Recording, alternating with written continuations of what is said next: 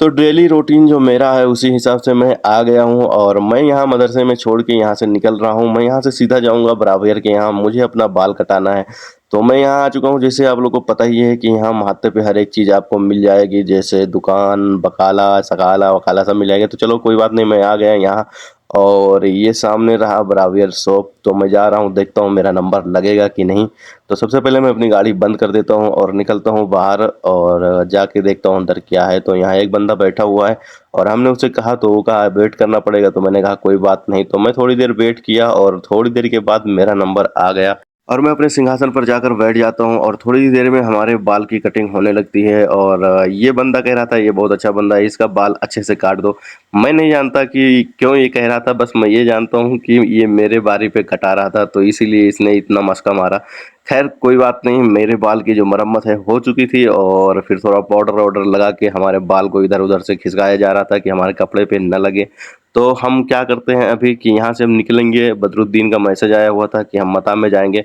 तो भाई ने कहा एक मिनट रुको, हेयर ड्राइव में मार देता हूँ ताकि तुम्हारे कपड़ों पे जो है वो भी उड़ जाए। मैंने कहा ठीक है। तो मैं पैसे वैसे दे के वहाँ से निकल गया और मैं सीधा अपने गाड़ी की तरफ आ गया। बदरुद्दीन ने मैसेज किया था कि होटल में जाना है खाना खाने और हमने बदरुद्दीन को मैसेज कर दिया था और बदरुद्दीन ने मैसेज रीड भी कर लिया। तो इसका मतलब वो जल्दी ही आएगा, क्योंकि हवेली यहाँ से ज़्यादा दूर नहीं है, थोड़ी ही दूर पर है। तो मैं यहाँ थोड़ी देर रुकता हूँ और यहीं इंतज़ार करता हूँ, देखता हूँ कब तक आता है।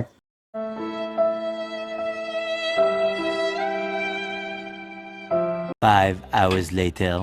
तो ओके गाइस, 3-4 घंटा इंतजार करने के बाद बदरुद्दीन आ चुके हैं। ये रही सामने बदरुद्दीन की गाड़ी और निकलते हैं पीछे पीछे और हम देखते हैं कहाँ जा रहे हैं। वैसे ही सामने एक इंडियन होटल है, तो हमें लगता है शायद इंडियन होटल में जाएंगे। भाई साहब आज कह रहे थे होटल में खाना खाना है, हमने कहा ठीक है कोई बात नहीं चलो। तो यहाँ कुछ मतब्बक यहाँ बोलते हैं ब्रेकर, तो वो था तो आराम से निकाल लिया। ये सामने पुलिस स्टेशन है और पुलिस स्टेशन में 2-4 गाड़ी खड़ी हुई हैं। ये सऊदी अरब का पुलिस स्टेशन है और हम यहाँ से सीधा अब चलते हैं होटल में। पहले दिखाता हूँ आपको बदरुद्दीन को, ये अपना चेहरा छिपा लेते हैं भाई साहब।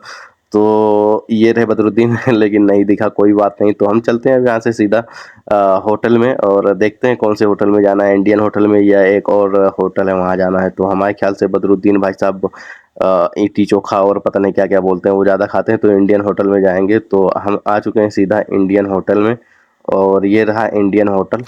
और मैं अपनी गाड़ी बंद कर दिया और सबसे पहले गियर से बाहर निकाला, हैंड ब्रेक लगाया। कभी भी गाड़ी खड़ा करें तो हैंड ब्रेक ज़रूर लगाएं। ओके, गाड़ी बंद कर दी हमने और बदरुद्दीन आ चुके हैं। मैं दिखाया नहीं पाया आपको, बदरुद्दीन साइड में खड़ा कर दिए हैं।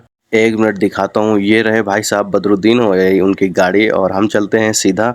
और यहाँ लगी हुई है चेकिंग भाई साहब, जो कि यहाँ चेक कर रहे हैं। तो मैं ज़्यादा नहीं दिखा सकता, जितना दिखा पा रहा था उतना दिखा दिया और आ गए हम सीधा होटल के अंदर। और ये रहा इसका नाम, इंडियन होटल मताम अल हिंदी। जो भी रियाद वाली रोड पे आता जाता है वो यहाँ आके खा सकता है।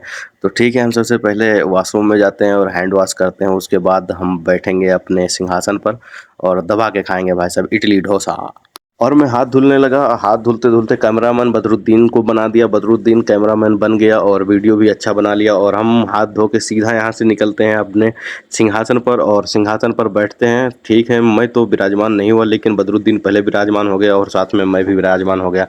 थोड़ी देर इंतजार करते हैं और एक बंदा पन्नी लेके आता है, जिसे हम अरबी में सिपरा बोलते हैं और इंग्लिश में पता नहीं क्या बोलते हैं, आप लोग ज़रूर बताइएगा।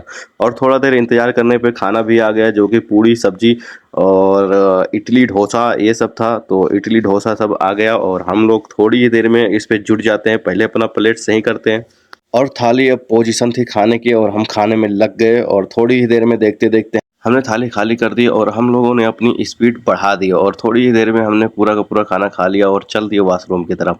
वॉशरूम में गए और हाथ धुले और जैसे मैं हाथ धुलने लगा, बदरुद्दीन भी पीछे से आ गया। बदरुद्दीन भी हाथ धो रहा था, तो मैं क्या किया कि इधर टिश्यू पेपर था, जितना हो सका नुकसान किया, उसमें से निकाल के और फेंक के चल दिए वहाँ से।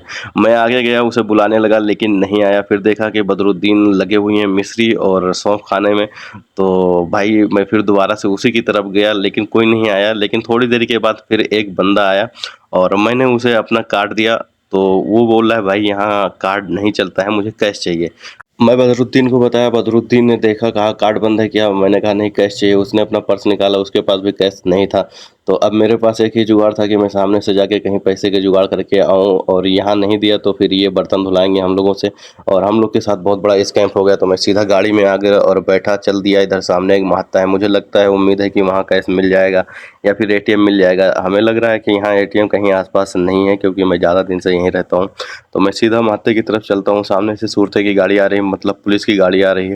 तो पुलिस वाले से हमें कोई दिक्कत नहीं है, क्योंकि ये इंडिया नहीं है। तो ठीक है, अब हम चलते हैं सीधा यहाँ महाते पे, यानी पेट्रोल पंप पे। और पेट्रोल पंप पे देखते हैं कौन है, कुछ ना कुछ तो हेल्प हो जाएगी। और सामने बैठा हुआ है एक बंदा, उसे तो लगा है कि शायद मैं पेट्रोल भराने आया हूँ, लेकिन मैं पेट्रोल भराने नहीं आया हूँ। मैंने बुलाया, भाई इधर आओ, और मैंने बताने लगा कि भाई ऐसी ऐसी बात है। तो उसने कहा भाई कोई बात नहीं है, कितना चाहिए? तो उसने कहा कि भाई 1 मिनट रुक जाओ, मैं मशीन लेके आता हूँ, आपको मैं पैसे दे दूंगा, मुझे कोई दिक्कत नहीं है। तो भाई ने तुरंत हेल्प किया और तुरंत चल दिया अपनी मशीन की तरफ, और मशीन लेके आया, मुझे पैसे दिया। और मैं बहुत जल्दी में था, तो इसलिए मैं बहुत जल्दी ही होटल पे आ गया, क्योंकि यहाँ पर ज़रूरुद्दीन बैठा हुआ है। अगर जल्दी नहीं पहुँचा तो बर्तन धुलाने पे लगा देंगे। तो ये भाई मुझे पता नहीं क्यों घूर घूर के देख रहे थे, और मैं अभी इतना बड़ा ब्लॉगर भी नहीं हूँ कि वो मुझे पहचानता हो, लेकिन पता नहीं क्यों देख रहे थे भाई। तो मैं सीधा अंदर चलता हूँ, नहीं बदरुद्दीन से कभी बर्तन धुलाने लग जाएँ तो ठीक है। मैं सबसे पहले अपनी गाड़ी बंद कर देता हूँ, लॉक कर दिया, और मैं चलता हूँ सीधा अंदर। और ये रहे बदरुद्दीन, कहाँ रहे बदरुद्दीन? नहीं दिखे बदरुद्दीन, 1 मिनट। ये सामने बैठे हुए हैं बदरुद्दीन भाई साहब। मैं इनके पास गया, मैं बोला पैसे का जुगाड़ हो गया? वो बोले ठीक है कोई बात नहीं। और हम पैसे लेके जाते हैं, सीधा उस बंदे के हाथ में देते हैं। और उसने कहा भाई आप ब्लॉगर हो? हमने कहा हम ब्लॉगर हैं, आप सब्सक्राइब कर लीजिएगा, आप लोग भी सब्सक्राइब कर लें।